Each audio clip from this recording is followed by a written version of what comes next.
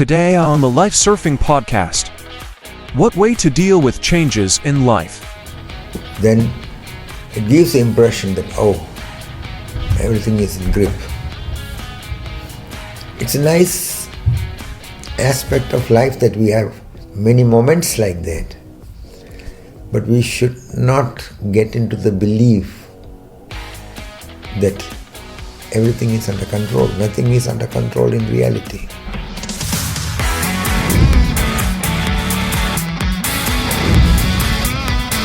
My question is very simple. I put it now like this. How to live with change? Yes, it is a very valuable challenge which everybody has to confront sooner or later.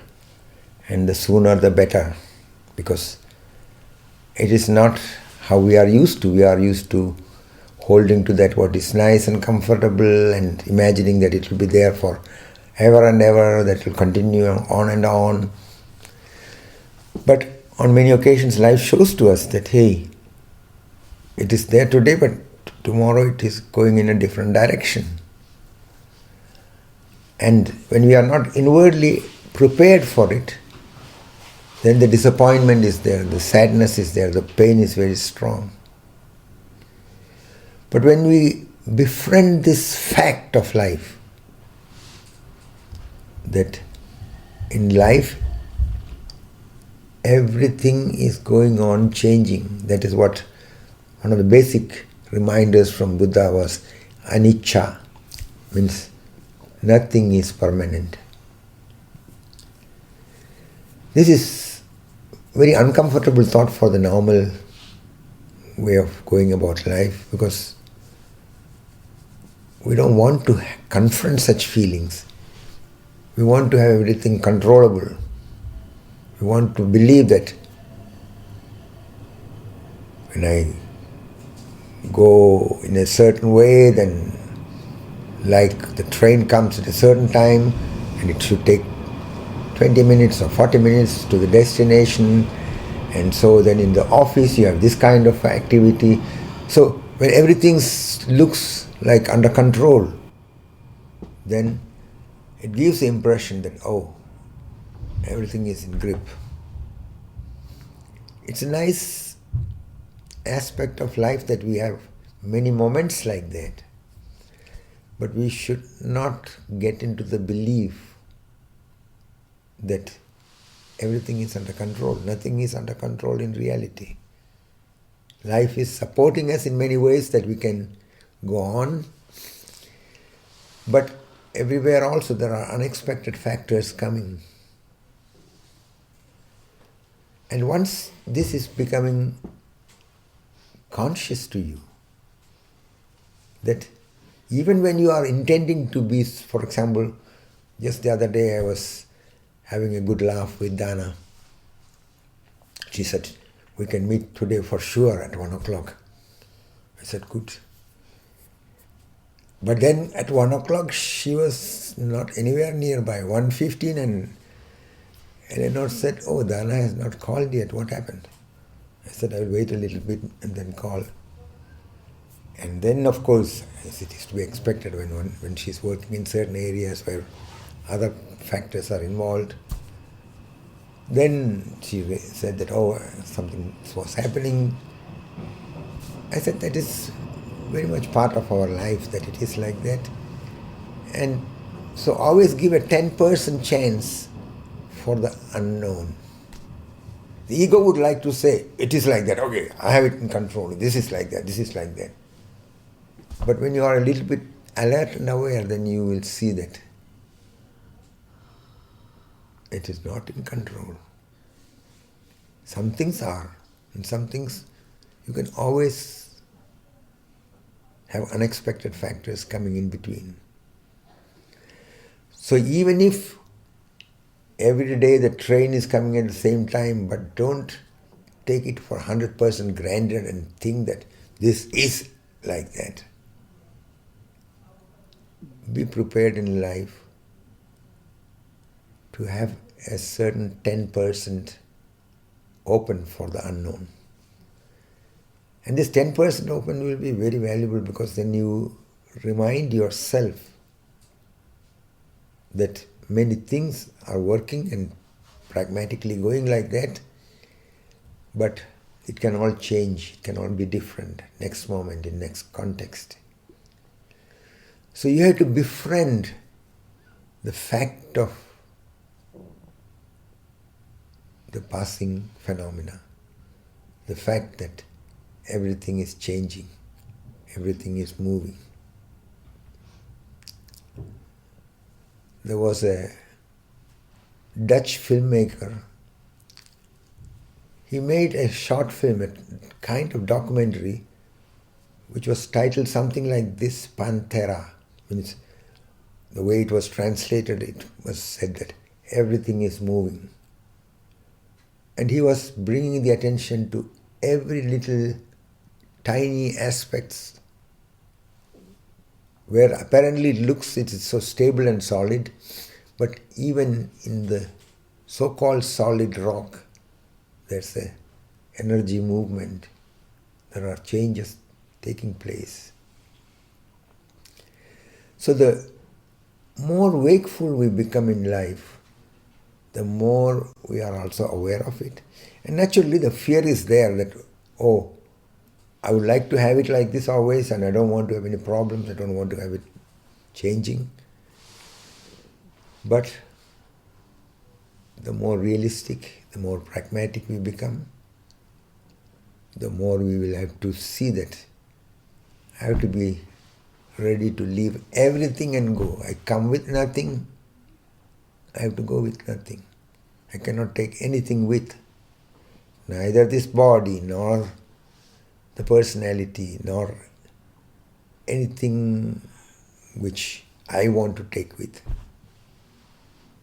So once this is more conscious to us, you start relaxing with the fear. You watch the fear. Because against whom can you fight? The fear is human, fear is natural. Look at the fear so that you are not letting it unconsciously overtake your life energy. You are letting it become more transparent to yourself, what way the phenomena of fear is working in you. And as you bring your attention to this phenomena of fear, you will also see that the fear is connected with your identification with the body, your identification with the personality, your tendency to hold to this or that. And once this becomes also conscious to you, and you are not trying to blindly hold to anything, then it becomes an inward loosening up, inner relaxation, an inner letting go. That is why it is very important that during the day-to-day life process, where you don't have immediate problems and challenges, to take time to consciously let go of everything. There's one of the exercises which I have given to everybody who is in some of the seminars, and which is also once a week practiced in the Life Surfer's house. There is the silent inner letting go. Its orientation is this: bringing the attention to the idea of the I, me and mine. Looking at that, from your side, you are not trying to hold to any of that. That is not because there is some immediate problem and somebody is trying to force you into something, or that there is some danger. No, you are inwardly reminding yourself to relax, not to hold to anything in particular. And when you learn consciously to relax, you also start seeing many things that we are often holding in a particular way. Even the standpoint, the attitude, the body stage. It's all connected with this unconscious fear. But when you start seeing that and are not following it blindly, you start noticing that your body also loosens up. You become more at ease. You feel more in touch with the flow. So, in this way, become aware of the nature of the reality and see that we cannot do something to force life to be different. We have to understand life rather than trying through our concepts that I want life to be like this, I want life to be like that. That's absurd. Fire is hot, ice is cold. So it is all aspects of nature. So it is change in life is part of the life process. So our part, our capacity as human being is to become familiar with the way nature is working in us and to befriend it. That means we don't go blindly into a fighting approach. Instead, try to understand. And the more you disentangle yourself from the fighting approach and be open to understand life more deeply, the more it will become transparent to you that everything in life is having its significance. Nothing is how it should not be. Only when we are looking with particular interest and wishes, we may come in conflict. But when we are not holding to any kind of concept and knowledge of how it should be, then we see that life is flowing and flowering in its way, and there is an incredible, unfathomable intelligence, playfulness, grace behind the whole manifestation of life. I have been recently mentioning about the Zen master who was asked by one of his disciples, what is your wish now that you have become awakened, and what do you wish?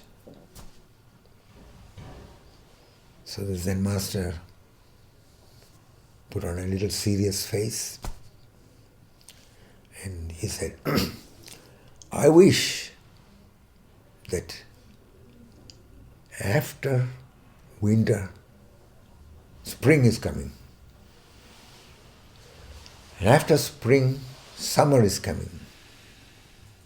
And after summer, autumn is coming.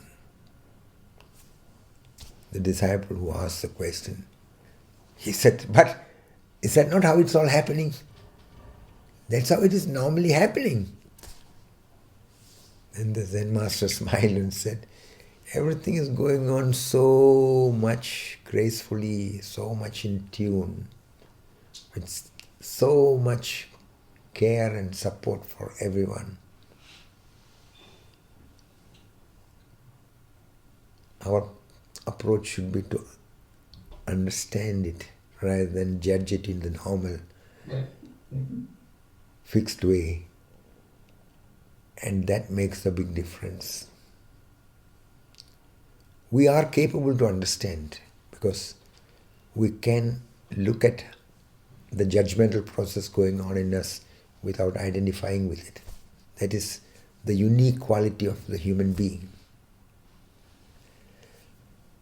Because of that, we can also look at our mind.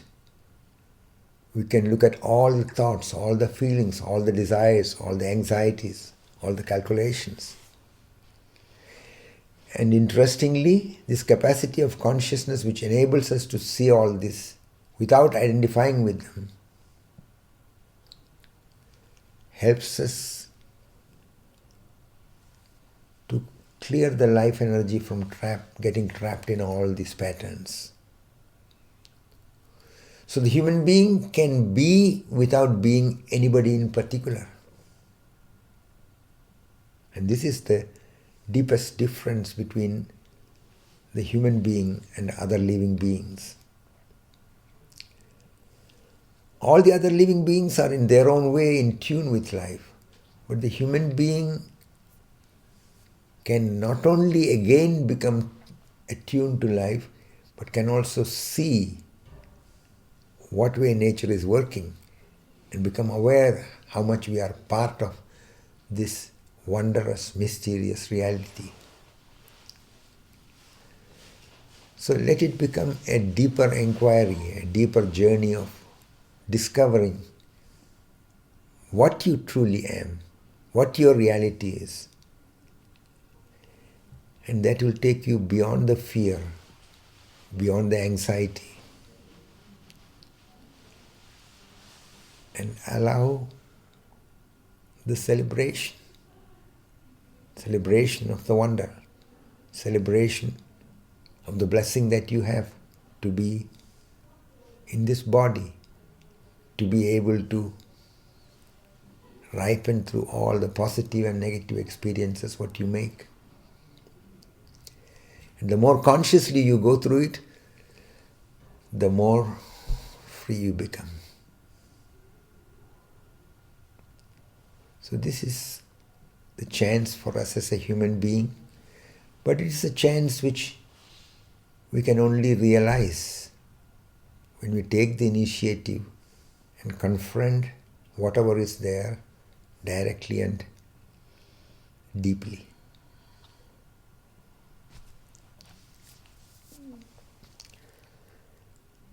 Any other questions in anyone?